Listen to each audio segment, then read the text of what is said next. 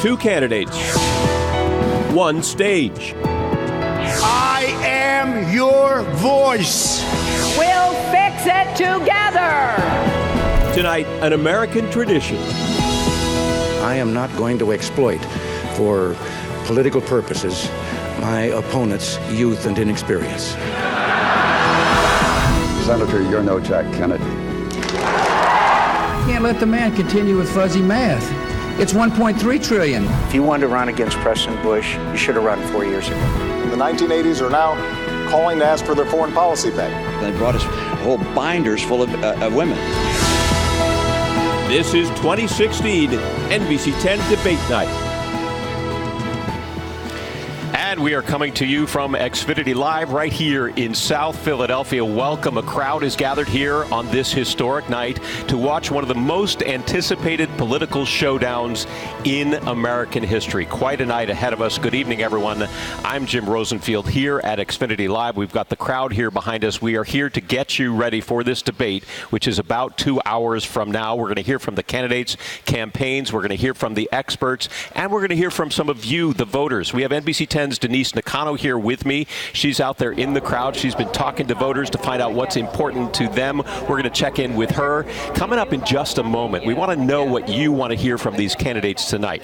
Now let's take you to where this debate is going to unfold in just 2 hours. There is the stage. The candidate's going to take that stage at Hofstra University in Hempstead, New York. That's on Long Island. It'll just be the two candidates. You see the two podiums there on the stage, and tonight's moderator, NBC's Lester Holt. It's going to last 90 minutes. Now, Mrs. Clinton's podium will be stage left. Mr. Trump's podium will be stage right. Now, the wait to see these two nominees duke it out here on national television live is just a little less than 2 hours away now. You're going to see it all live right here on NBC 10, starting, of course, at 9 o'clock tonight. Now, as we mentioned, NBC's Lester Holt is going to be the moderator. He has chosen the topics that are going to be covered at tonight's debate. Here they are: America's direction, achieving prosperity, and securing America. And by a decision that was made earlier, Mrs. Clinton will receive the first question.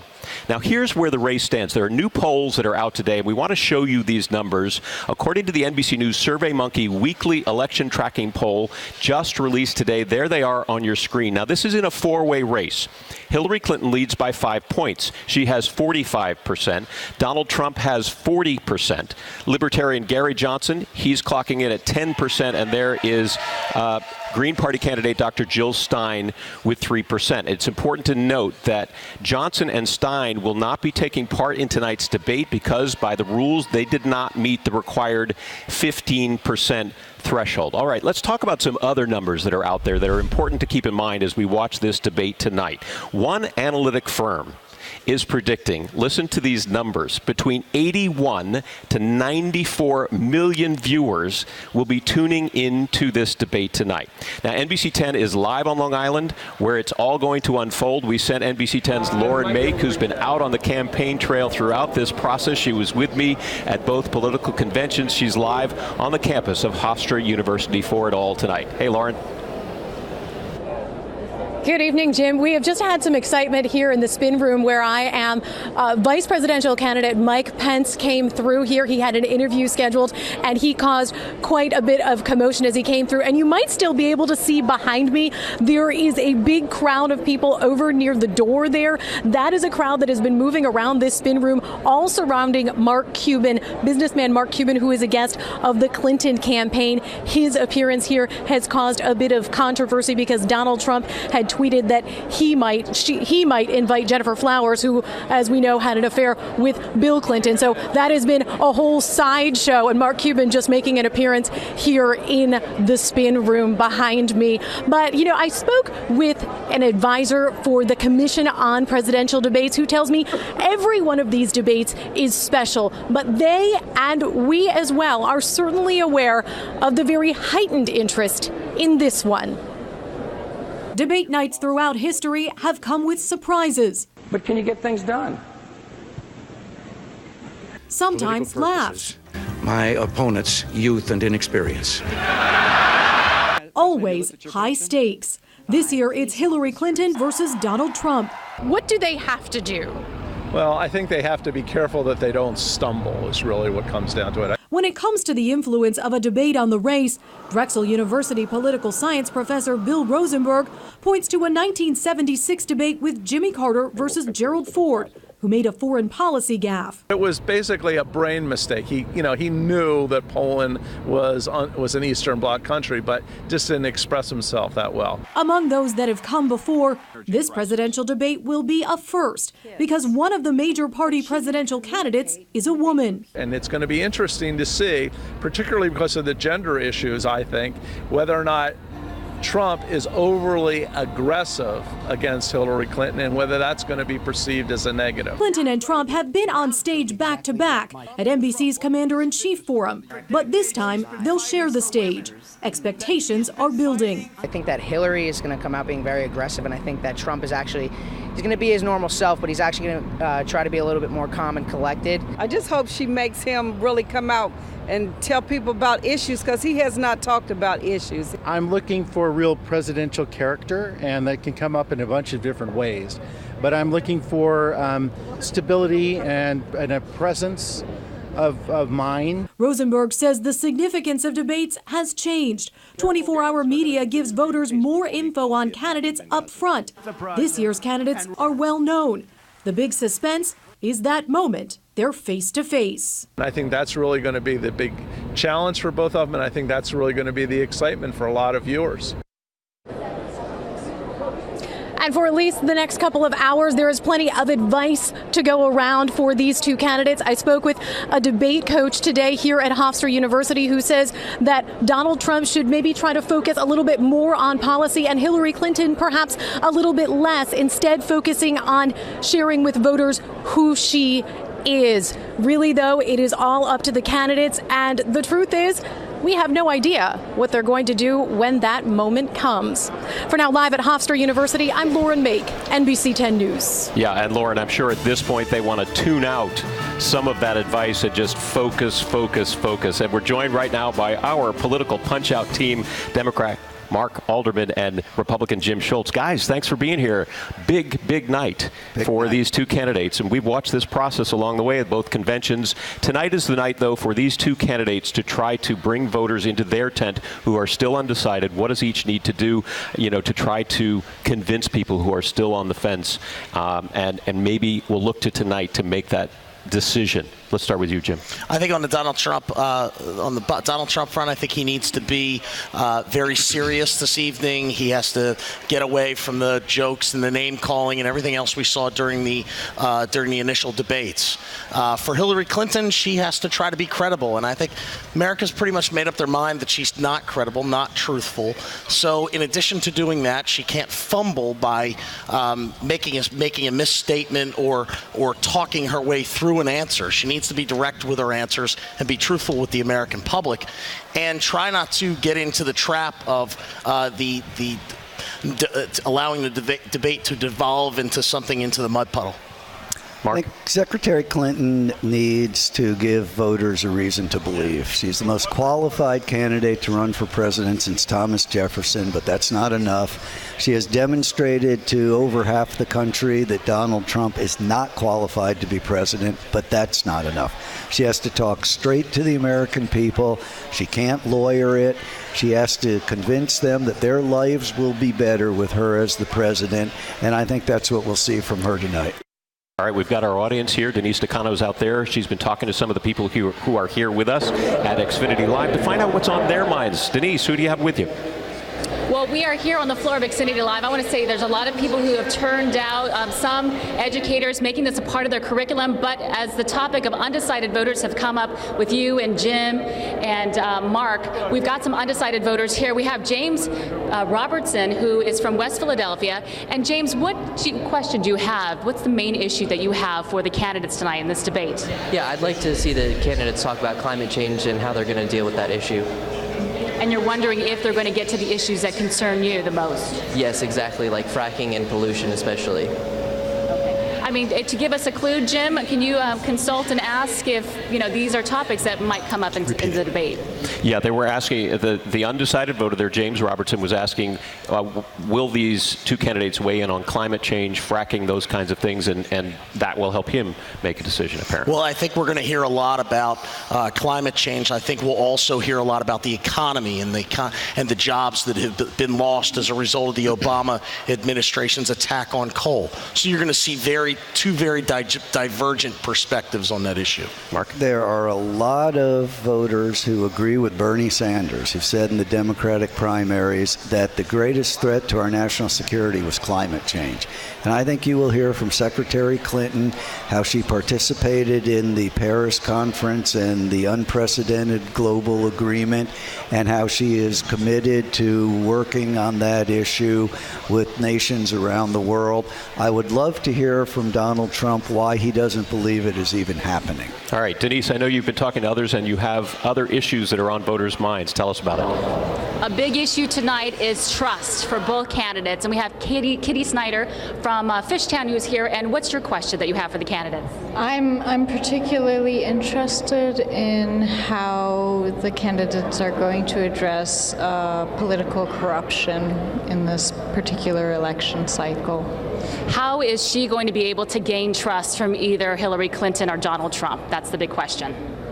The voter there is worried about this issue of trust, political corruption, and let's talk about how Hillary Clinton addresses that, first of all. I think the voter is very appropriately worried about that, and I think that Secretary Clinton owes the American people a straight answer on what she intends to do about that in her administration. She has talked around it, and it's time for her to look it squarely in the face and address it. I believe that she is a woman of presidential integrity, but she's going to have to explain that to the American people. Jim? She's been in government her whole career, and the American people still don't trust her. I think she's going to have to turn it a little bit and talk about her vision for America rather than trying to convince the American people that she's absolutely trustworthy, because I don't think she can get there. And what about Donald Trump and that issue of trustworthiness? I think, especially in the issue of corruption, Donald Trump is an outsider. He hasn't been part of the political process. He has the strongest perspective in terms of, or the strongest ability to come in and change things and not be part of the status quo in this corrupt political system, and he has to talk about the game being rigged a bit. All right, guys. Let's see his tax returns. He hasn't released those yet. Big issue. I expect we may hear something on that matter tonight during the debate. We'll have to see. All right, guys, we're going to check in with you again during this next hour. Really appreciate you being here and weighing in. But we'll bring the Punch-Out team back. But right now, we want to talk about our digital team. They have been out on the campaign trail. We call them the Battleground Bros. They bring unique campaign coverage to us this year.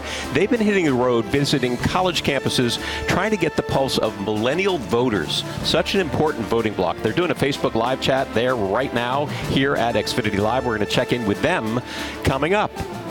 Also, both candidates have made claims on the campaign trail that just have not stood up to scrutiny. We're going to look at some of the statements that have kept our partners at factcheck.org very busy this campaign cycle. Don't go away. We'll be right back.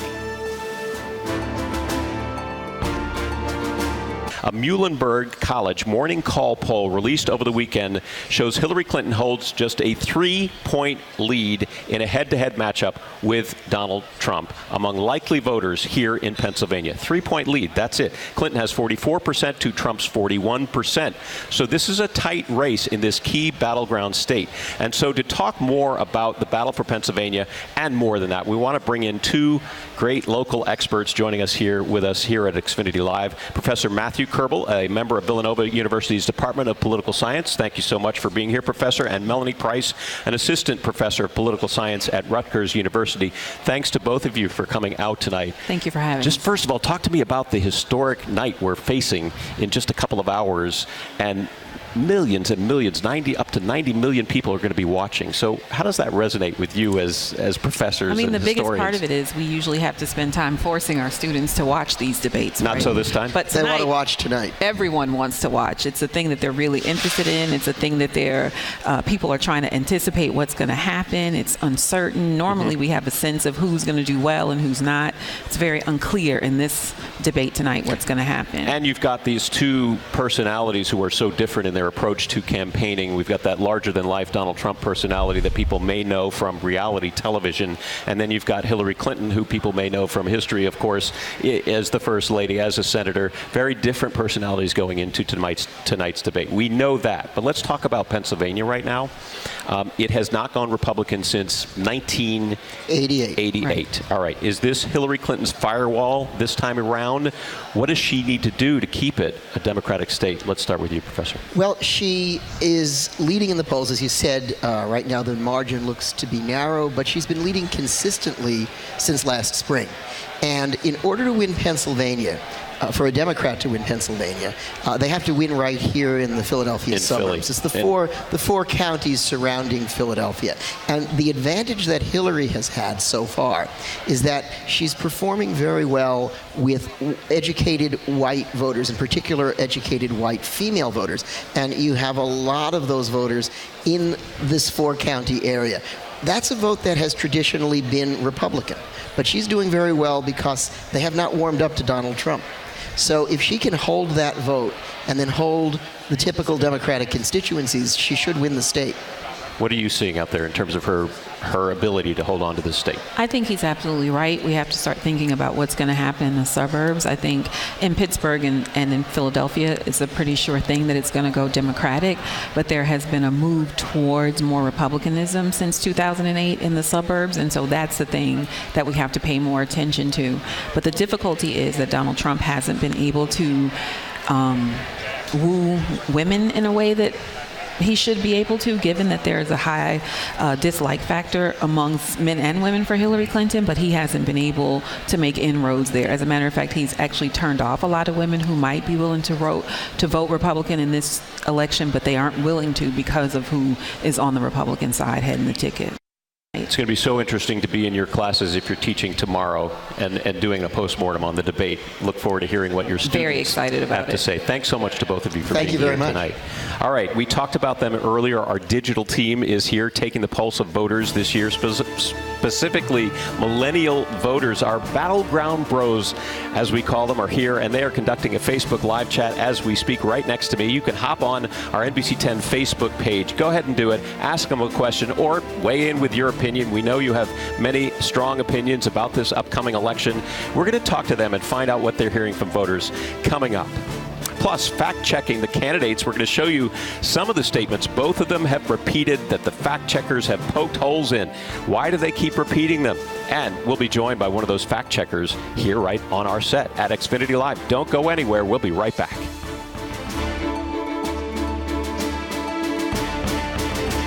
Two of our own millennials from the NBC 10 digital team have been hitting the road. We've dubbed them the Battleground Bros, and they are Vince Latanzio and David Chang, and they're joining me now. They've been on Facebook Live throughout this broadcast, and they've been visiting with young people on campus, talking to those very special voters. First stop, Penn State.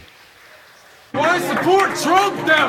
Trump! Trump! Trump! Trump! It's very, very troublesome to be a Trump supporter on campus, which again, I'm not. I've had people who have yelled obscenities to me. I've also had people who have flicked me off. If I could be honest, I don't think either of them has really come out and spoke to college kids. My biggest fear right now is underemployment. And sadly, there aren't that many policies that are related to me. To be quite frank with you, I'm not really excited for this election. Between like the cholera or the Black Plague. That's how I feel between the two candidates.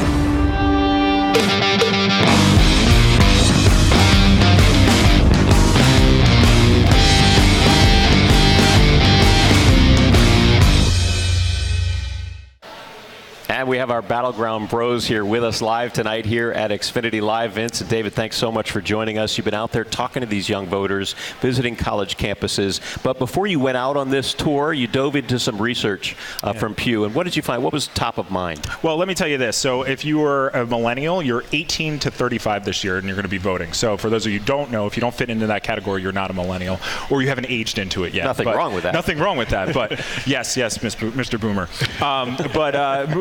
So what they learned, so the Pew Research Center did a lot of research. They do a lot of political research, but they specifically looked at millennials a lot because they are coming into power.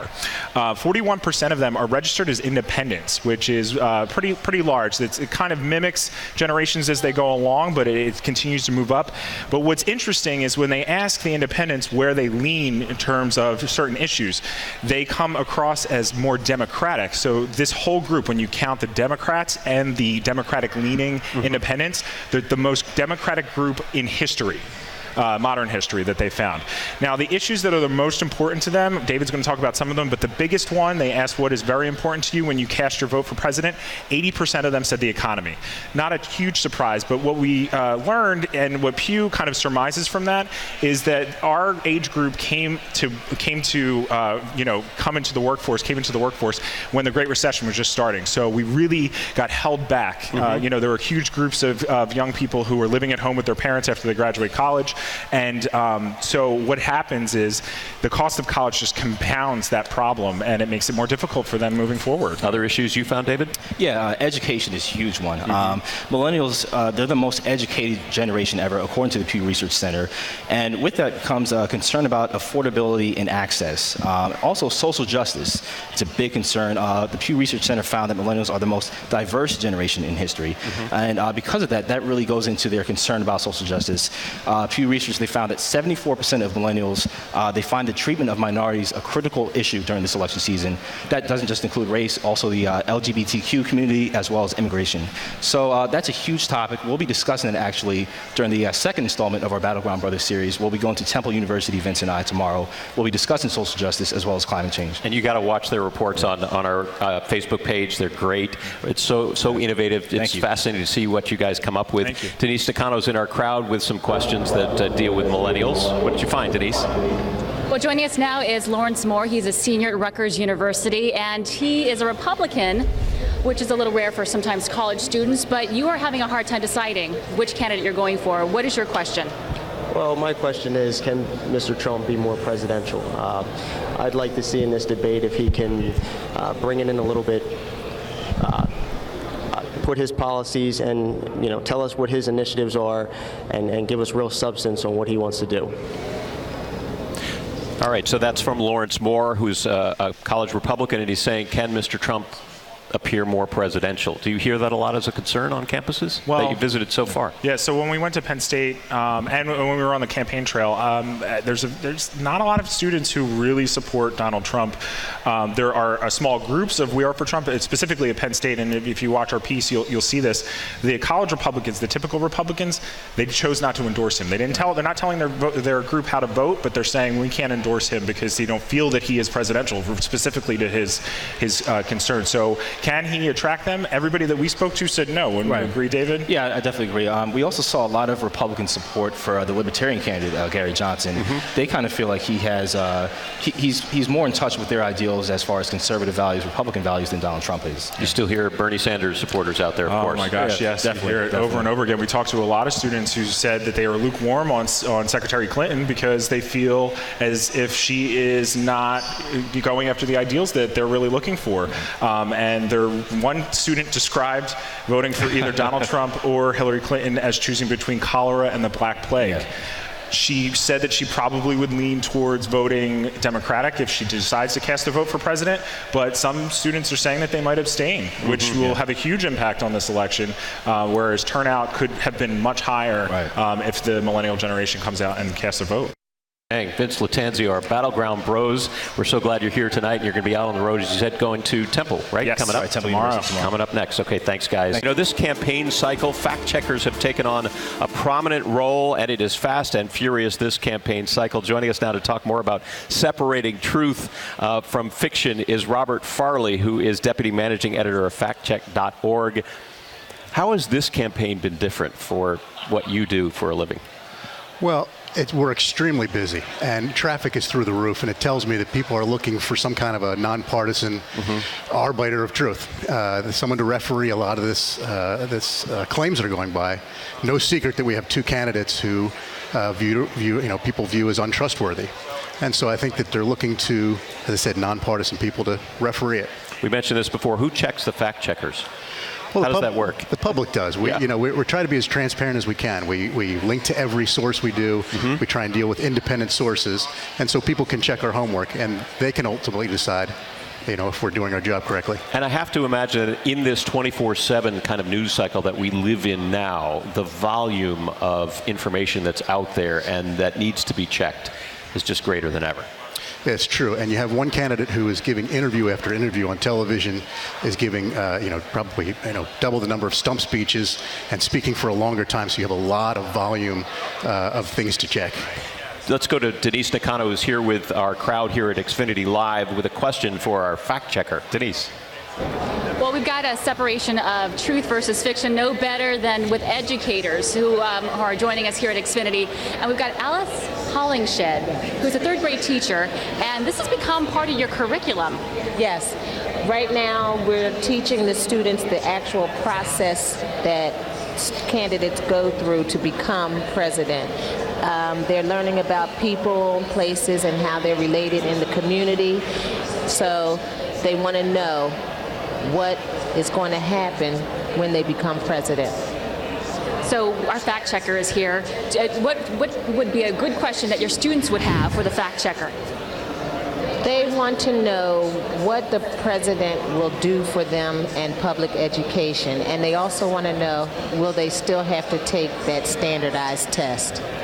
Because third grade, first year of taking a big test for them, so they're really anticipating and anxious about that. School reform. Well, that's more of an issue, concern for the voters. Obviously, will they take that on? And I think there's the issue of Common Core, as I think what she's talking about there. And so you have a candidate, Donald Trump, who has said that he would like to do away with federal funding for that. And so that's an issue for a lot of folks. I want to know, why is it that the candidates may repeat statements that are fact-checked as false, and they keep repeating them? I think that there's probably not enough consequences. People make it, they weigh a decision. Is this going to hurt me? If fact checkers fact check what I say, is that going to hurt me or not? And they make a calculation that perhaps not. All right, Robert Farley, thank you from factcheck.org. We appreciate it, and I'm sure you'll have plenty of work to do tonight. I'll be busy. During and after tonight's big debate. We appreciate it. I want to get some perspective on the history of presidential debates. Let's bring in Jeffrey Rosen, who's the president and chief executive officer of the National Constitution Center. Mr. Rosen, thanks for being here tonight. Great to be here. Lester Holt is the moderator. How has that role evolved and changed over the years, and how pivotal is that role? The role is completely pivotal, and the most famous example of a moderator challenging a candidate was during the second debate between Gerald Ford and Jimmy Carter. And Gerald Ford famously said in 1976, "There is no Soviet domination of Eastern Europe, and under a Ford administration there never will be." And Max Frankel, who is a writer for the New York Times, he's the moderator, and he says, "Wait a second, are you saying there's no Soviet domination?" Right. Ford digs in his heels and says yes, and Carter thinks at that moment he lost the election. And there are not going to be any technical issues tonight. We know that, but there have been in the past. There sure were. That poor President Ford, that was just a star-crossed series of debates, because the first debate, right before that Eastern European debacle, the audio went out, and the candidates are literally standing there silently for a half hour. Can you imagine? No, I can't imagine. And there have been debates, the famous Nixon debate, where their appearance and their performance in the debate itself was seen as a pivotal moment in the election, right? Yes, I want all visitors around Philly to go to the National Constitution Center to our incredible Headed for the White House exhibit, and you can see there tapes of the Nixon-Kennedy debates, and it's really striking to be reminded how dreadful Nixon looked. I mean, he was a healthy guy. He was as young as Kennedy, but he refused makeup in the first debate, unlike Kennedy, who looked tanned and rested. And he's pasty-faced and pale and sweating and twitching. And even though people who heard it on the radio thought that Nixon won the debate, people who saw it on TV thought Kennedy won because Nixon looked so bad. And for more on this great history, all you have to do is go to the National Constitution Center on Independence Mall, and you'll be able to take it all in and sort of relive moments or learn new things that you didn't know about the road to the White House. Absolutely. You can see the debates, you can read from them, you can swear yourself in as president. It is just a great constitutional feast. It will all take place from Hofstra University in Hempstead, New York, live on Long Island. For now, I'm NBC 10's Jim Rosenfield. Thanks for being here from Debate Night.